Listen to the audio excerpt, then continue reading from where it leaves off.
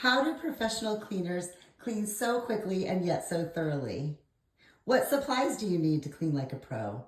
And by the way, what is the difference between deep cleaning and regular maintenance cleaning? Hi, I'm Juliana. I own a cleaning company, and these are questions I'm going to be discussing today. All right, I'm in my client's bathroom with permission to film, of course, and let's get started. I have all my tools laid out here, and that starts our question number one. How do you clean like a pro? How can these professional cleaners clean so quickly, so thoroughly? Well, being prepared is a lot of it, so have all your supplies ready here and be ready to go. I have a vacuum, I have a mop. I won't be using this mop to mop. I'll be using it for any cobwebs that might be on the ceiling. Okay, I have some microfiber cloths. I have gray and I also have blue. These are specifically for the bathroom only. I wouldn't use them in any other area. And in the bathroom, I only use them on glass and then just to dry surfaces that are already cleaned. I have glass cleaner. I have this fun bathroom cleaner. I have a stainless steel cup, which is basically indestructible, and I use that for rinsing when clients do not have a handheld shower head, such as this one. This one does not have a handheld shower head, so I'll be using that. I have some new brushes, little brushes in here, just used to get in the smaller areas. This bottom one here is a less firm brush, and this top is much more firm. These are kind of cool. They're by Clorox, and usually I buy these, the OXO, to use with my cleaners, but they were out of them, and so I purchased these Clorox ones, and what's kind of cool about them is they snap together here. You can see that, and then they just hold together, and they come apart right there. All right, so I have a sponge here that is non-scratch on one side and microfiber on the other. And I have Myers. This is one of my favorite scents, Compassion Flower. I'm not sure what a compassion flower smells like, but this Myers spray smells great. This is for bathroom, and this is a foaming surface cleaner. And back here we have good old bleach, which I only use bleach in really two areas. I only use it if there's evidence of mold and or in the bowl of a toilet. All right, so that's the first thing, is be prepared, have all your supplies, so you don't need to be running around looking for them. Number two, how cleaners clean so well and so quickly is this. They have a system. They usually, or what I train my cleaners, is to start from top to bottom and from left to right, just going all around in that manner, okay? You wanna start from top to bottom so that any cobwebs or dust that you knock down while you're cleaning up there is just going to end up on the floor, which is the last area that you'll be cleaning, so that you don't walk over a clean floor or knock stuff down, dirt down onto a clean floor. All right, this ensures that you won't have to normally re-clean anything, because you won't miss anything, or re-clean anything because you dropped something on a previously cleaned surface and now you have to clean it again. You don't want to do that. That wastes time. And remember, we're talking quick and efficient. Okay, and number three that we're going to talk about today is what is a deep cleaning versus a regular maintenance cleaning. And deep cleanings have a lot of different definitions for different people. I'll get into that in just a little bit. First thing I'm going to do is take this mop, which will also help me to get any cobwebs up here. Okay, just go along the ceiling, all the way around, and done. I would only be doing cobwebs if this were a deep cleaning. So that is an extra item, an extra deep clean item, not something you need to do every week or bi-weekly, or probably not even monthly. All right, let's get started. First thing I do when I walk into a bathroom to clean it, see if I can zoom out here. Okay. Is I go ahead and flush the toilet, and the reason for that is just to wet the inside of the bowl and get it ready to be cleaned. Next, I'll move over here to the shower. You can see the shower is fairly clean. The reason for that is I clean it bi-weekly. So if you're ever inclined to skip a bathroom cleaning, don't. I wouldn't advise it, because while it seems like you just made more time for yourself, you actually made a whole bunch of hard work for yourself later when you do have to clean it. And eventually you'll have to clean it. All right, so we're gonna turn on that shower and just get that on the hottest setting. Let that shower steam for just a few minutes so that it can receive the cleaner that we're about to spray on it better, okay, and get cleaner. All right, so let's start with the bleach cleaner. Head on over to the toilet. I know I said left to right, but I'm actually gonna start with the toilet. We'll make this our left, okay? All right, and I'm just gonna spray this bleach cleaner on the inside. If this toilet on the inside was heavily soiled, I would be using likely a bleaching cleanser or a cleaner made specifically for toilets. The reason I said don't do is you don't want to mix anything with any heavy duty chemical, and toilet cleaner is a very heavy duty chemical, okay? So is bleach, so you don't want to mix those two things with anything. Just use them on their own as they are. All right, so what you want to do with the toilet is I'm going to go ahead and just remove everything off of surfaces. So this is fairly cleaned out. And I'm going to remove that over to there, that over to there, so that I have a clean area, or a clear area, around the toilet. I'm going to come over to here. Let's talk about this for just a second. This is good. It smells good. I love the scent. But what I really love about this is it has a continuous trigger. So you don't have to keep pumping it. You can just spray it. And that really is a must if you are cleaning 2 to 3 houses a day, like I am sometimes. All right, we're going to start top to bottom. So just start right here with the top of the tank. Make sure you get that handle back here behind the toilet seat. If this were a deep clean, I would lift up these tabs back here and just clean around the bolts, because that tends to get icky. All right, top of the toilet seat, lift it up.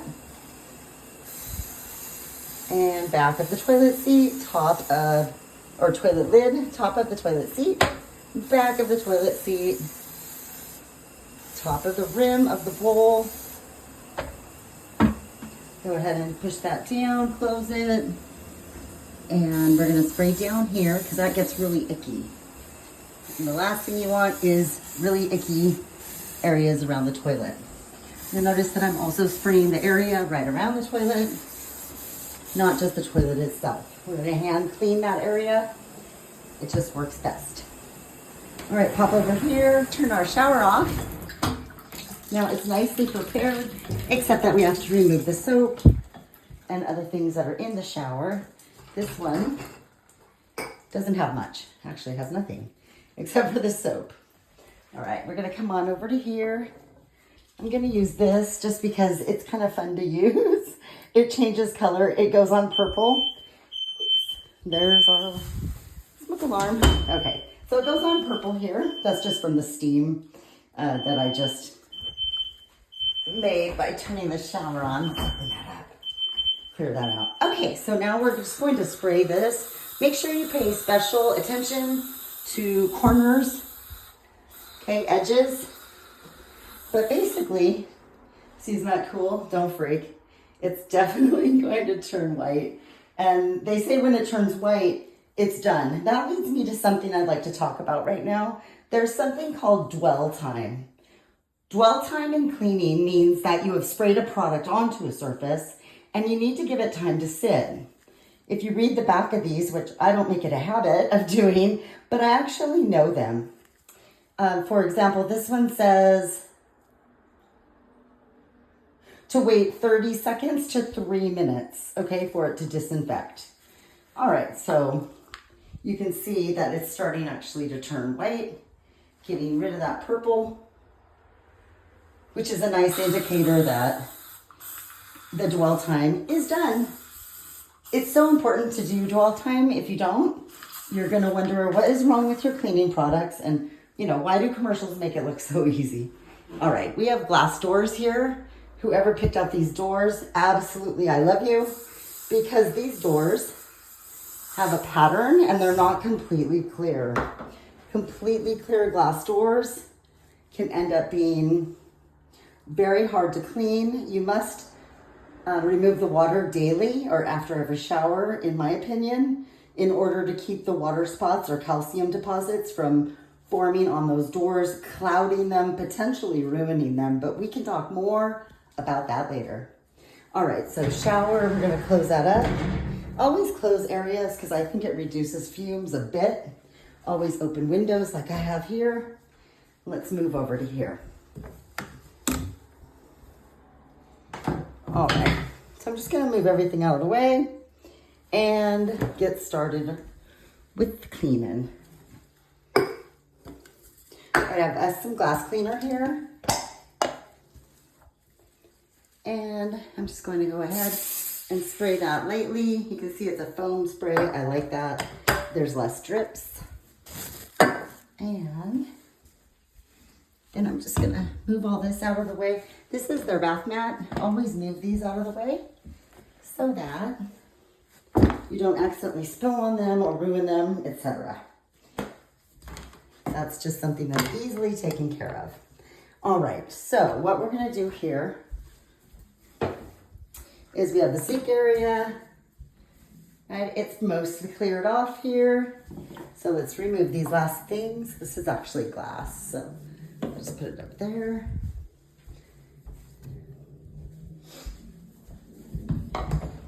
And any decorative items, go ahead and just get them out of the way. Soap, of course. This person does not have a lot of clutter, and I'm very thankful for that when I clean their house, because it makes things much faster, much simpler. Okay, I haven't talked about this brush. I really love this brush. It's by OXO. I don't know if you can see this, but when you press this, it just squirts out. And what I have in here is a mixture of Dawn soap and white vinegar. Dawn soap is good to remove grease in bathroom areas, and vinegar helps to remove calcium staining, soap scum, and actually mold also. All right, so I'm gonna go over to here and remember top to bottom, left to right. Let's go to this mirror and get this all wiped down. What I'm using here is a microfiber that is called a fish scale. And you can see it's very, very fine. It's very soft without being sticky. Nothing sticks to it. And that's the purpose of a glass,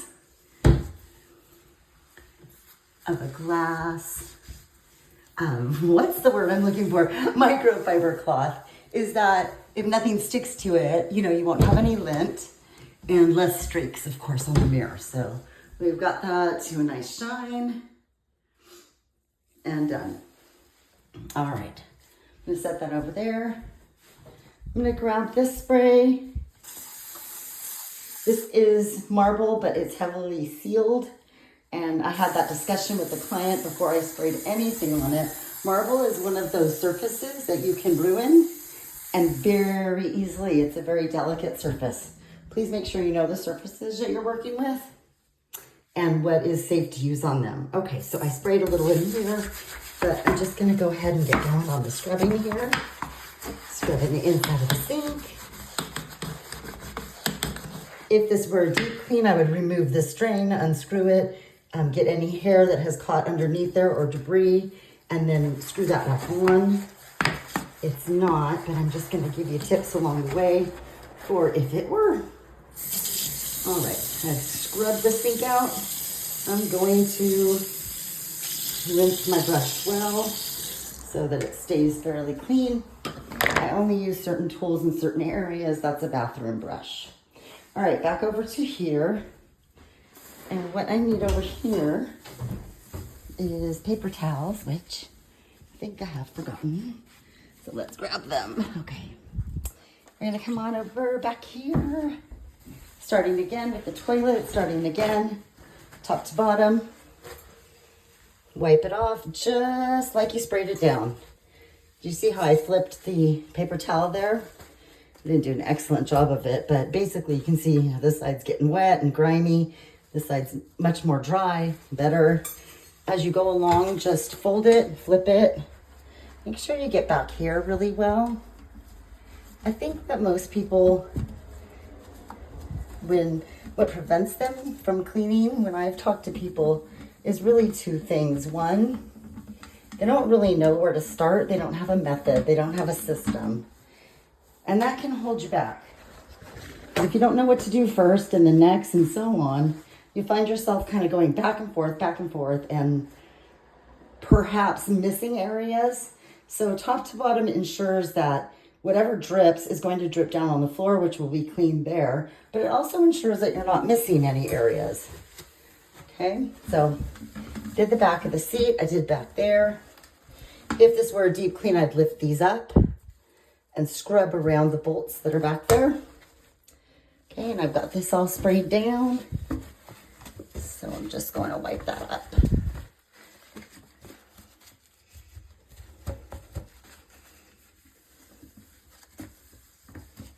Okay, wiping around that area.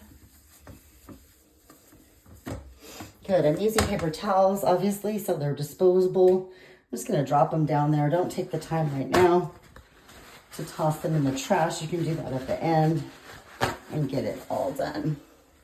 This area tends to be kind of weird sometimes. I don't know what, it's not hard. It's just you have to pay attention and look at what you're doing. Make sure that, you know, you're wiping these little guys off. And visually always check what you've cleaned. And visually check it a couple times from different angles so that you get a sense of what it will look like from those different angles, but also in different light. Because your client is going to be home in their bathroom at all times of the day and night, on the weekends maybe, for sure, and you're not. You're only here for a couple hours. So I'm going to just close that for now. Go down here.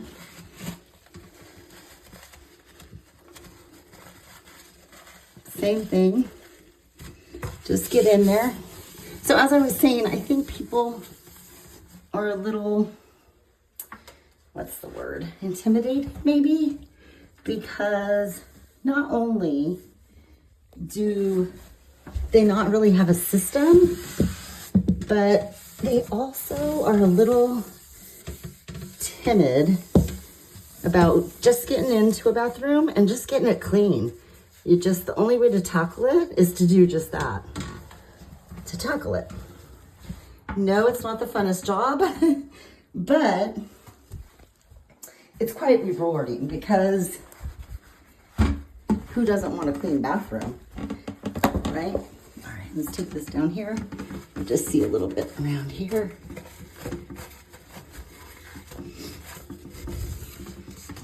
All right, so you noticed I also clean the area around the toilet by hand.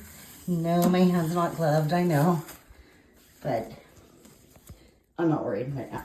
Okay, we're gonna move this, open the seat back up, grab our designated toilet brush. Don't use anything that you're gonna use for anything else, obviously, in the toilet. Really get under this rim, because every time the toilet flushes, it actually swirls stuff around and it can get icky. Make sure you brush that real well. Flush this. And then I put this brush like that in the toilet seat so it holds it while it drips dry. All right, this area is totally done. Our mirror is done. Come back over to the shower. You can see it's not purple, yay. And so just come back over here, grab my scrub brush, and scrub the track and the corners first. Make sure you really get those well.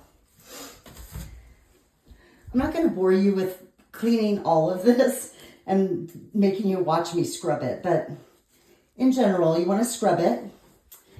And then you want to take your cup, if there is no removable shower head like we talked about for Zach.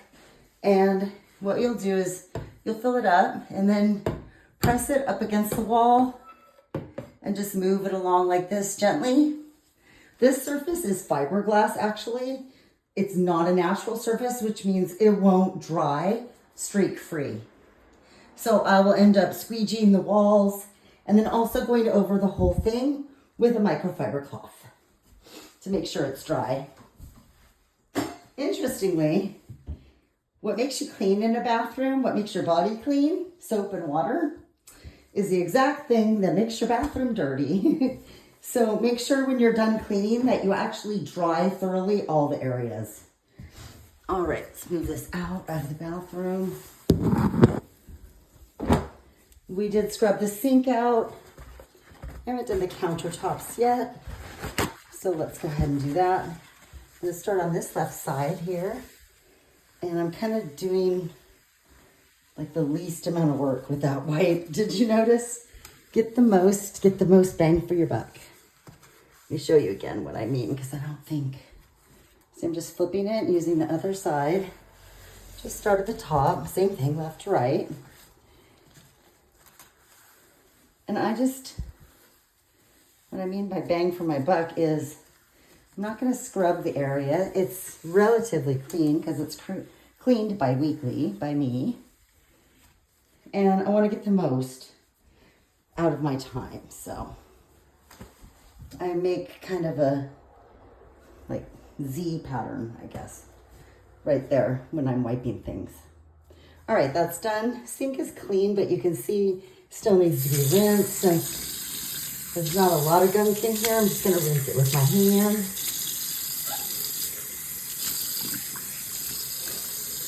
All right, turn that off. And grab a couple more paper towels. We're gonna dry this area thoroughly, all the way down to the drain, and even the drain, and even the drain cover, stopper, whatever you wanna call it. And then here we have a nice, beautiful, pretty, clean countertop, sink area, etc. All right, so let's see. If this were a deep cleaning, there's 2 more things I would do besides the cobwebs. And that is I would spray down the front of all of the cabinetry in a bathroom and wipe just the fronts, not take everything out, not clean the inside, the shelves, the drawers, but just the fronts, okay? Cleaning the inside of any cabinetry is what I consider to be a special project, which I would do at a separate time, not when I'm doing a regular cleaning. All right, and the last thing I would do if this were a deep clean, which this client's almost ready for one, is these baseboards. Yeah, they're getting pretty icky. So my clients, regardless if they're weekly, bi-weekly, or monthly clients, I have them set on a schedule of their choice for deep cleaning, either every 3 months or every 4 months. It's really their choice. It is a more expensive cleaning because it's a lot of work. There's only really one way to clean baseboards is you have to kind of double clean them. You have to dust the dust off first and then damp wipe them down. I know people have different techniques using a Swiffer or using different things. I find it cleans up best if I just do it by hand, unfortunately. All right, I'm just gonna remove all the trash here and get ready. I have a bag here that's hanging on the door that I just stuck on there. And I just use that for trash. The last step would be to vacuum and then to mop. And I had mentioned that I wasn't going to use the cedar mop, but instead I have over here, let me move my sweatshirt off of it, a steam mop. And I like to use steam mop. This is a low temperature steam mop. There are, let's see, the Bissell one gets much hotter. This is just, I think, a base model by Shark. And make sure you use distilled water in your steam mops, unless you have really soft water, treated water. We have very hard water in this area, so you will actually ruin the internal mechanisms in there if you use regular tap water. All right, so I would use the steam mop instead. It does sanitize, which is a bonus. And in the end, we want to wipe off everything, put it back as it were, dry everything, do the floors. When you do a floor, make sure you go from one corner and mop your way, just mop it out all the way to get to the end of the room. And what I do is close the door and I leave the carpet just folded neatly outside of the door. I figure they'd rather have the need to put their own mat back rather than me put it back when it's wet and it just gets icky after a while. Again, my name's Juliana. This is my first video. Thank you for coming along on this ride. I'm a professional cleaner, so whether you're a professional cleaner or you just want to clean like you are, you're in the right place. Join me for my next video. It's coming soon. Thank you so much. Bye-bye, friends.